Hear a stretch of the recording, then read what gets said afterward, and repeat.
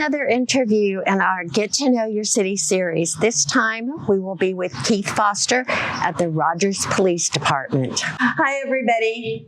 I'm here today with the Public Information Officer, Keith Foster, and he's going to tell us about the Rogers Police Department. Yep. First off, what do you have to do to become a police officer? So we got a couple basic requirements, right? So number one being you have to be 21 to be a police officer. You start off and you do the written evaluation test. And if you pass that, you go out and we do a physical assessment. From there's two interviews that we do. We do the command staff with the captains, and then we're a civil service department.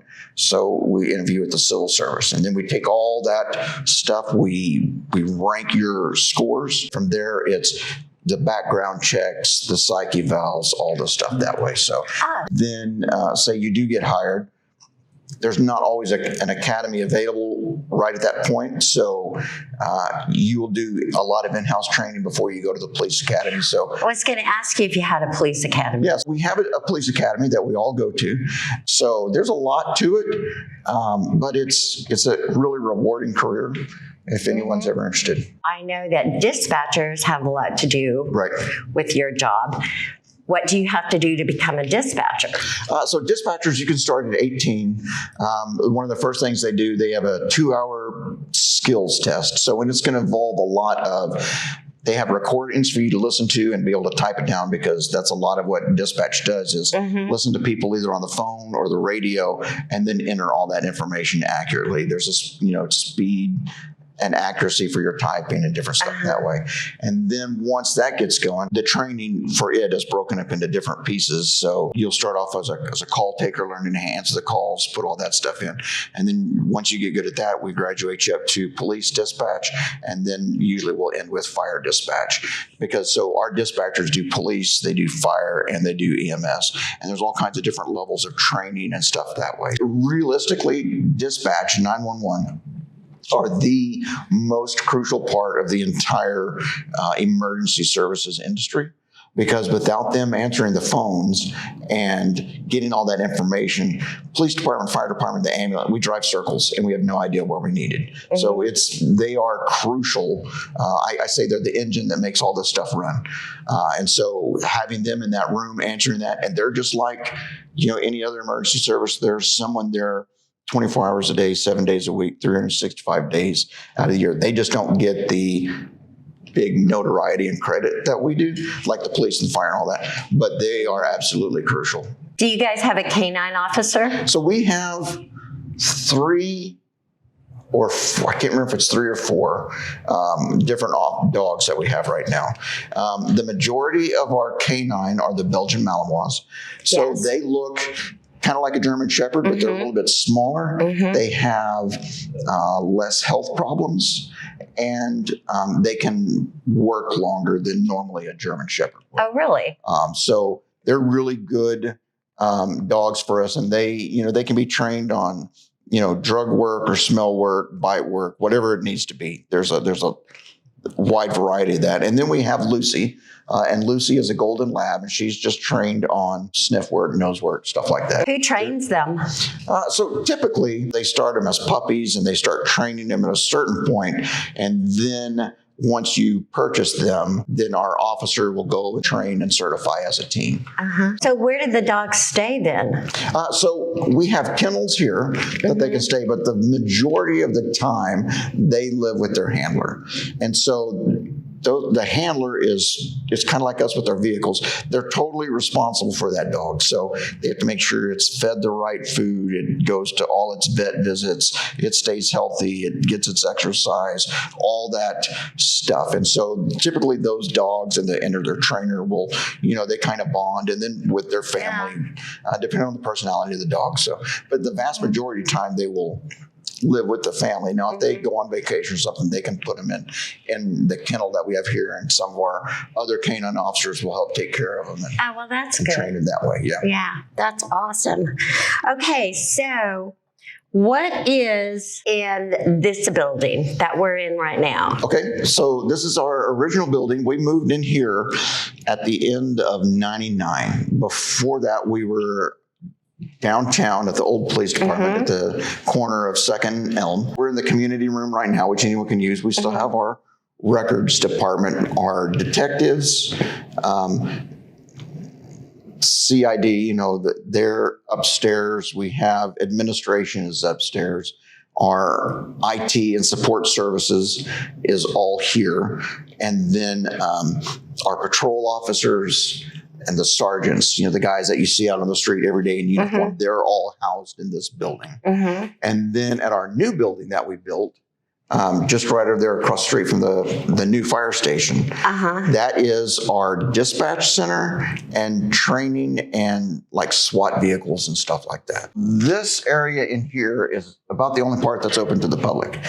So over here we have our reception and our records, and that's our front desk where people can come in. We store all of our old reports. I always say they are the memory of the department. Of course, we just came out of the community room. Community room is open to anybody in the public. They can reserve it. You can have birthday parties and wedding showers. There have been Cub Scout meetings. When we do the blood drives, they set up in here. This is just like a little miniature museum. Just some of like the old hats and uniforms that they used to wear. That's a uniform from an old chief of police. We do not have a jail anymore. We haven't had a jail for a long time. It went from a jail to a temporary detention facility to now it's a custodial processing area. All the old jail cells are storage units now. And everybody goes over to the county. The only reason we would have you here is to bring you in and process you. So this is about everything that we use is right here.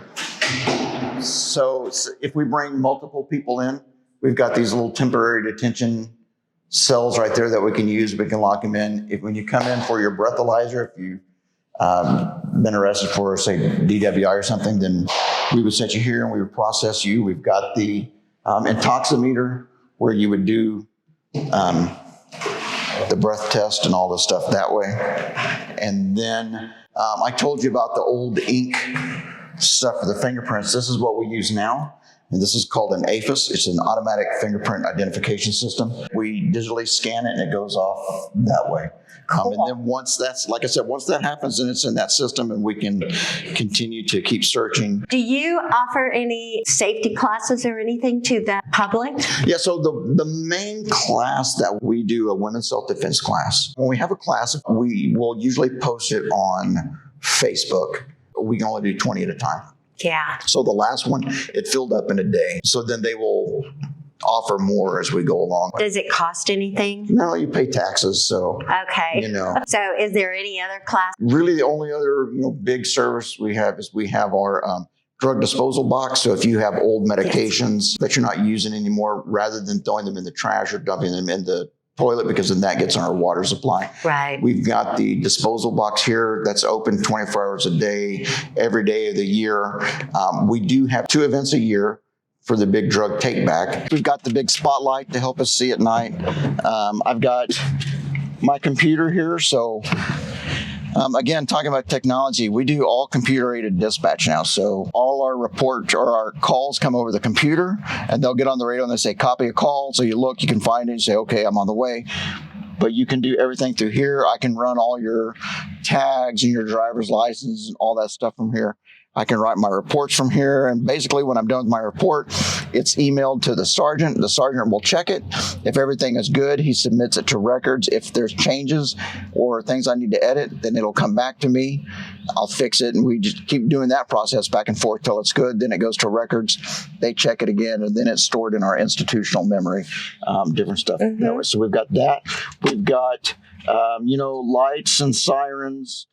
All right, so if we were to put you here in the back, one, I've got this nice plastic seat. So if you get sick, that's a good way to put it.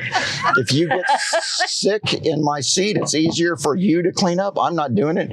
You will clean it when you get to the jail. You're going to be handcuffed, right? So we need you to be safe. So we've got this system set up. So from here, I can just take it and then seatbelt you in. If anyone has any questions, send them in. You get on our Facebook page, ask questions. I love questions about the department. Ask whatever questions you want, and I'll do my best to answer everything. Let me just end a few things here. This one, no, there is no quota. So when people ask me if there's a quota, my standard answer is I have two answers. One is there's no quota. The chief lets me ride as many tickets as I want. Or we do have a quota. 2 more tickets, I win a toaster for my wife. Right? So that whole thing of, oh, we have a quota to meet. There is no quota.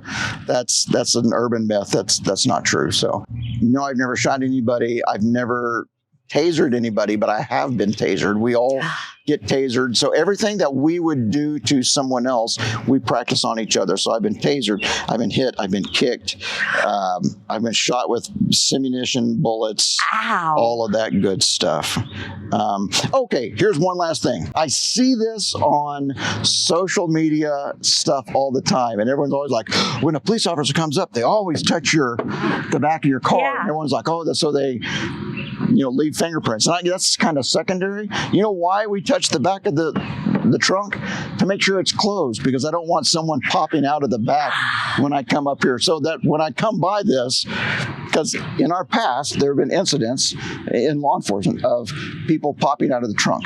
So the first time we walk by, and we're going to push on it to make sure the trunk is closed, because I don't want someone coming out. And then incidentally, I'm leaving fingerprints and stuff that way. But I don't want to be ambushed, because once I come up here to talk to you, I don't want someone coming at me from behind. So we can dispel that whole thing right there. It's officer safety, why we do that. That was so interesting. I wouldn't want to be locked up in one of those holding cells. We did learn a lot, and we have a lot to be thankful for because of the great police, dispatch, and other units that make up the Rogers Police Department. Thank you for all you do.